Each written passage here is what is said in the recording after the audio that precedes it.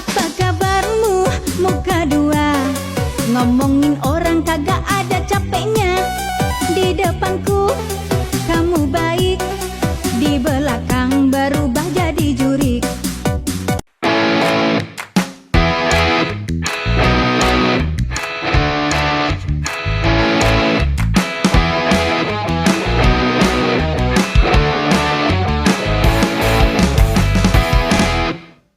Oke guys, assalamualaikum warahmatullahi wabarakatuh. Kembali lagi bersama Blacker Majenang.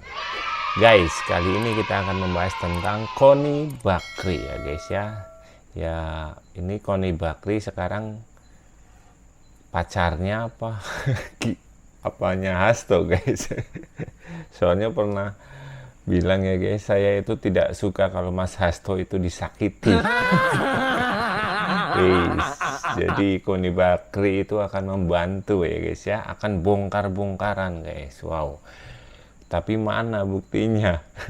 Katanya mau ancur-ancuran. Tenang. Kita udah paham siapa Qony ya guys ya. Aduh, dulu pernah bilang katanya Prabowo itu tidak akan bertahan 2 tahun katanya. Dan digantikan oleh Gibran, tapi oleh Pak Rosman itu ya guys ya dibantah. Jadi benar yang dikatakan kalau Hasto itu adalah sutradaranya, Qony adalah pembantunya guys. Aduh, percuma lah kalian itu menghina, menguliti, memfitnah Pak Jokowi, karena Pak Jokowi di hati masyarakat, di hati rakyat masih ada.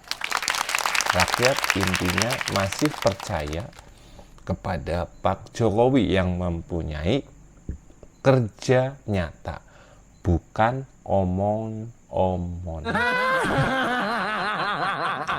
11-12 Qony dan Hasto. 2 nama yang saya sebut tadi itu memang sedang viral. Teman-teman pasti sudah mengikuti beritanya kan. Jadi setelah jadi tersangka oleh KPK karena kasus suap Harun Masiku, Om Hasto balas menyerang. Saya sebenarnya agak geli dengan istilah balas menyerang yang suka dipakai elit-elit partainya Om Hasto itu. Kok balas nyerang sih? Memangnya dia lagi diserang. Lawang cuma jadi tersangka dan masih ada proses pembuktian di pengadilan kok merasa diserang. Ya, jadi katanya Om Hasto balas menyerang dengan menyatakan punya dokumen-dokumen video yang berisi bukti kejahatan pejabat negara termasuk Bu Iriana dan Pak Jokowi. Dan katanya dokumen itu dititipkan sama Tante Qony dan disimpan di Rusia. Jauh ya Om, nyimpennya sampai ke Rusia. Mendukung pernyataan Om Hasto itu, Tante Qony juga membuat pernyataan yang tata bahasanya itu bikin saya risih dan malas nonton. Mosok level tokoh internasional ngomongnya kayak emak-emak julid yang lagi gibah sama tukang perabotan. Jadi intinya Tante Qony ini dengan tegas menyatakan betapa dahsyatnya dokumen yang dia simpan itu, dan kalau dibuka bakal bikin ancur-ancuran. Lu ngeri gak? Tapi BTW Tante Qony ini posisinya di mana sih? Katanya masih di Rusia ya. Mbok ngomongnya di sini aja Tante. Ketemu wartawan kayak Om Hasto gitu. Kenapa jauh-jauh gitu sih?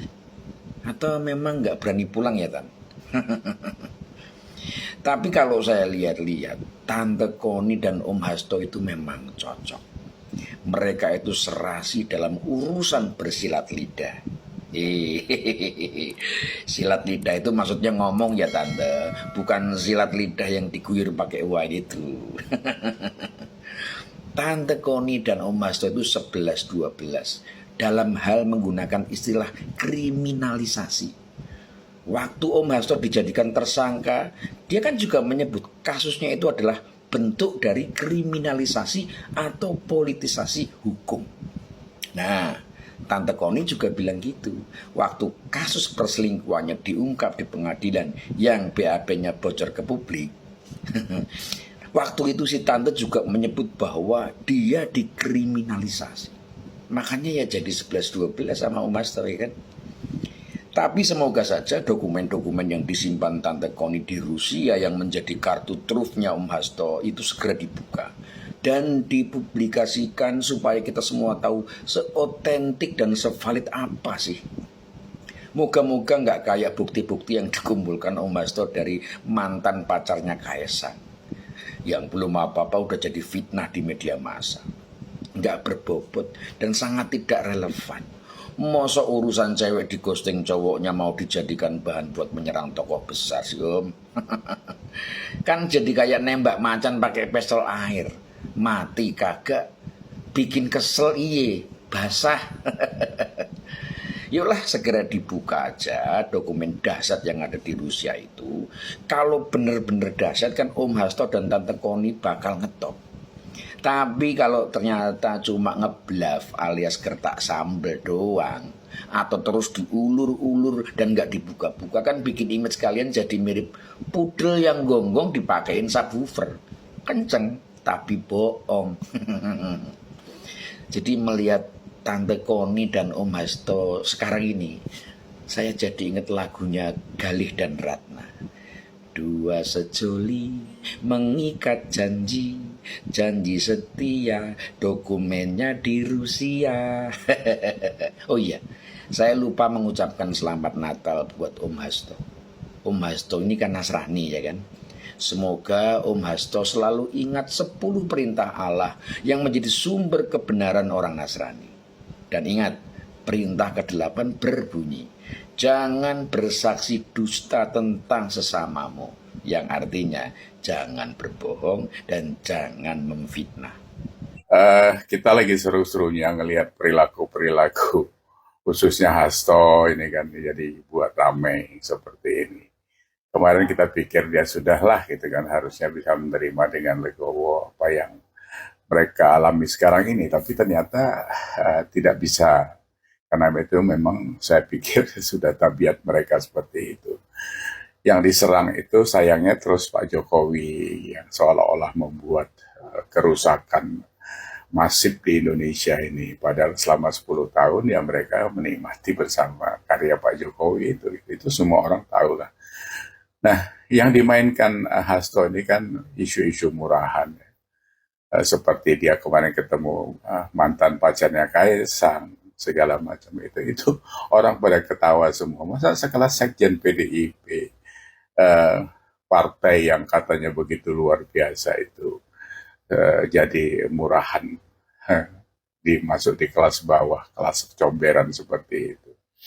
Ya kalau soal kalah di sana sini soal pilkada kemarin ya ini kan konsekuensi yang dari awal sudah diperingatkan. Jangan benturan sama Pak Jokowi.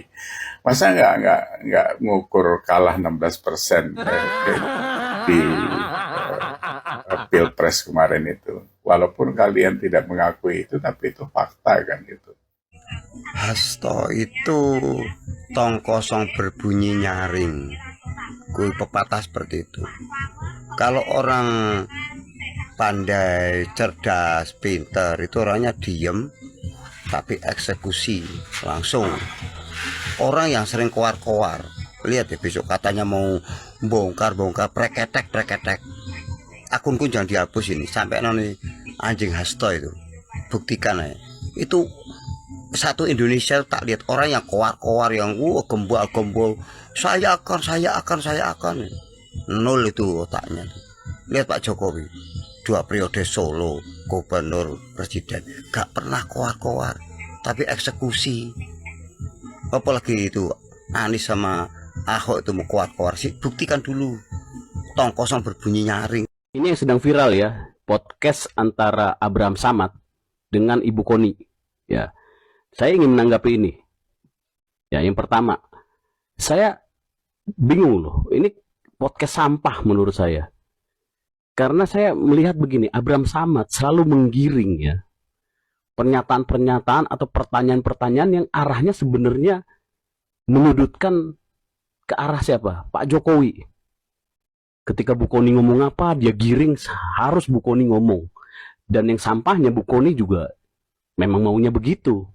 Ya, jadi mereka ini memang menggunakan podcast-podcast yang memang dari kelompok itu aja.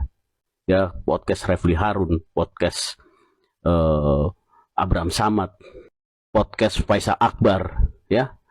Itu aja yang digunakan. Yang kedua, Bu Kony bilang untuk supaya stabil ya kepemimpinan Pak Prabowo ya dalam menjalankan amanahnya sekarang, tolong jangan saling menyandera hingga mengganggu stabilitas politik gitu ya. Saya menanggapi sebenarnya yang bikin tidak stabil itu ya kalian-kalian itu. Apalagi kalian yang ngomong punya bom waktu, dokumen dan lain-lain. Padahal gulirkan aja memang kalau memang benar ya kan itu bisa diadu di peradilan Pak Hasto itu. Ngapain harus membongkar-bongkaran, ngomong bongkar-bongkaran kalau itu benar. Dan yang lucunya kenapa itu ditaruh di Rusia? Aneh gitu. Ini kan urusan politik dalam negeri. Kenapa dokumennya ditaruh di Rusia? Ya. Dan ini move aja gitu. Saya mau menanggapi ini move aja sebenarnya apa yang dilakukan. Kalau ingin stabil, ya udah terima aja, nggak usah gaya-gaya buka-bukaan dokumen lah apa segala macam yang kita yakin dokumen itu halu, bukti-bukti dan faktanya yakin. Kalau memang itu buka aja seharusnya, jangan takut gitu. Ya gulirkan aja, nggak ada masalah kok. Ini riak-riak ini Pak Prabowo dan kabinet jalan terus, nggak ngurusin ini urusan internal Hasto dengan KPK ini, dan ribut-ribut juga melawan Pak Jokowi gitu dianggapnya, nggak akan terpengaruh. Yang ketiga, saya cuma bilang begini, yang keluar-keluar ada dokumen mempublish ini itu Guntur Romli dan Bu Kony loh. Saya dengar dari Pak Hasto, saya cari, saya cek di video-video nggak ada Pak Hasto ngomong. Artinya yang bertanggung jawab secara hukum terhadap dokumen-dokumen yang dikatakan tersebut adalah Bu Kony dan Romli Guntur gitu. Apabila itu tidak terbukti ya, ini adalah apa namanya mengajak kebencian. Ini ada delik hukumnya. Ya. Perbuatan tidak menyenangkan, pencemaran nama baik. Itu semua ada delik hukumnya. Nggak harus belajar hukum untuk mengetahui itu, masyarakat juga memahami. Ya, jadi tolong masyarakat jangan terpancing. Kita jaga stabilitas politik. Ya, kita memang sakit hati keluarganya Pak Jokowi dilakukan seperti itu, tetapi pasti ada balasannya dan kita lihat ujungnya. Ternyata Bu Iriana juga di-warning ya sama Bu Kony, tapi nge-warningnya dari daerah nun jauh di sana gitu. Tadi Bu Kony janji ya katanya mau bilang gitu. Terus Bu Kony juga bilangnya katanya tadi mau ngasih bocoran, tapi sepanjang yang saya lihat ketika Ibu di podcastnya Bang Abraham ya, kenapa Ibu ngomongnya muter-muter gitu, mulai dari notaris, dokumen dan lain-lain. Yang anehnya adalah kenapa dokumennya dinotariskan di Rusia. Ada urusan apa Indonesia dengan Federasi Rusia? Kan begitu ya Bu ya? Nah Ibu, daripada kita semua bersuasangka, menebak-nebak seperti jadi detektif Conan dadakan ya Bu ya, mendingan Ibu buka dah tuh dokumen karena semua rakyat Indonesia menunggu. Sebenarnya ada apa? Dokumen apa yang disembunyikan? Ataukah pihak Ibu takut nih? Ternyata Ibu dan teman-teman Ibu juga ikut dan terlibat dalam skandal yang ada dalam dokumen itu. Kok saya jadi menilai, saya memandang bahwasannya ini adalah peperangan antara Pak Jokowi dan Partai PDIP ya. Nah, dan juga kalau seandainya Ibu tidak segera membuka dokumen itu, apa yang terjadi? Kami akan menganggap itu adalah sebagai gertak sambal ya, sambalado. Pedesnya cuma di mulut tapi nyampe kerongkongan kagak pedes lagi. Begitu ya Bu ya? Nah, dan kalau memang itu dokumennya urgent dan se-urgent itu, kalau tidak segera dituangkan dan diungkapkan mengenai apakah sebenarnya dokumen itu, jangan-jangan nanti ada yang menganggap bahwasanya dokumen yang Ibu simpan itu adalah dokumen pembungkus untuk pepes, tapi pepesnya pepesan kosong, begitu ya Bu ya. Jadi stoplah memframing buruk dan membuat berita-berita hoax seperti itu, karena warga negara Indonesia ini memang sudah sangat-sangat darurat. Ada yang banyak malas membaca sehingga gampang terprovokasi. Begitu. Ibu profesor, jadi tugas Ibu adalah mendidik bangsa. Ya elah, CS Hasto. Bu Kony, semangat kali ya. Aduh, girang kali. Pingin menghancurkan keluarga Pak Jokowi. Aduh, Bu Kony. CS-nya si Hasto yang satu ini emang ya. Aduh. Kalau emang Bu Koni sudah memegang dokumen aibnya keluarga Pak Jokowi, datanglah ke Indonesia, pulang segera, bawa si Hasto. Jangan menalik cendong klien. Hah? Disembunyikan kemana si Hasto? Hah? Ini enggak, Bu Koni beraninya di luar negeri sana berkoar-koar. Di Indonesia lah, datang langsung ke kantor KPK, ya, atau ke Mahkamah Agung, atau kemanapun. Kalau enggak ke Mak Banteng. Lucu si Hasto, masa nitipnya ke Bu Koni, kenapa enggak Mak Banteng? Padahal itu si Hasto anak kesayangan Mak Banteng loh. Hah? Gak dipercaya berarti Mak Banteng. Sehingga Bu Koni yang dititipkan. Iya, aduh kasihan kali Mak Banteng, gak diakui si Hasto. Udah dilangkai Mak Banteng. Harusnya si Hasto nitip ke Mak Banteng, bukannya ke Bu Koni. Hah? Walah Bu Koni, cepat segera pulang ke Indonesia. Tunjukkan semua dokumen-dokumen atau video yang setelah yang dibuat si Hasto. Katanya ada puluhan video tentang Pak Jokowi. Tapi jangan ada yang diedit ya. Karena ada loh kemarin video yang diedit si Hasto. Ya. Video yang pidato si Pak Jokowi diedit sama si Hasto. Enggak loh. Banyak kibulnya si Hasto sama yang lain-lainnya klien itu. Ya. Segera kami rakyat Indonesia menunggu kedatangan Bu Koni. Biar tahu kami rakyat Indonesia. Siapa yang benar, siapa yang salah. Gitu loh Bu Koni. Jangan hanya berani di luar lah. Nggak gentleman. Iya ya. Nggak laki-laki ya. Kalau emang klaim petarung yang tangguh. Katanya ya. PDIP petarung tangguh. Buktinya kalian nggak berani. Hasto masih berondok sembunyi. Nah, datang ke Indonesia bawa si Hasto pulang dengan si Harun Masiku juga bawa biar ketahuan belang kalian ternyata. Hati-hati lo Bu Koni, saking semangatnya pingin membongkar aibnya Pak Jokowi, nanti malah aibmu yang terbongkar kayak Hasto.